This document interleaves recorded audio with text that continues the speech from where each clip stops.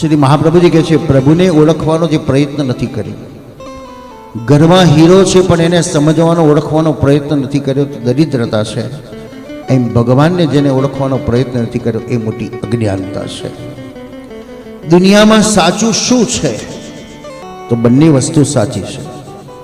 શરીર પણ સત્ય છે, દેખાય છે એ બધું સત્ય છે, ભોજન બધું સત્ય છે, અને પરમાત્મા પણ સત્ય છે. પણ આજનો યુવાન એમ કે ભગવાન છે જ નહીં.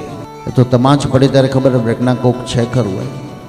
તમે જેને બોલો છો, પૂછો છો, એ તો એમ કે છે, પણ જ્યારે જુદું બોલતો થાય ત્યારે આપણને લાગે કંઈક લઈને આવ્યો લાગે છે. અને પછી પૂછો કોણ છે, તો હું ફલાણો. એમ આપણી અંદર એ આત્મા બેઠેલો છે, એ જ સત્ય છે. પણ દુનિયા દેખાય છે ને સત્ય માને છે, ને નથી દેખાતું એને અસત્ય માને છે. દેખાય છે એ નાશવંત છે, ને નથી દેખાતું એ અનંત છે. તેથી ગીતા કહે છે, નૈનમ છિન્નંતિ શસ્ત્રાણી નૈનમ દહતિ પાવક ન ચેનમ ક્લેશ દપ્યાંતો ન શોષ ઇતિ મારુતઃ. હે અર્જુન, કોણ મરે છે, કોણ જન્મે છે, કોણ વધે છે, કોણ ઘટે છે, આત્માને કોઈ મારી શકતો નથી, આત્મા સૂકી શકતો નથી, આત્મા બીજી શકતો નથી, આત્મા બળી શકતો નથી. આત્મા તો એક અજર અમર છે.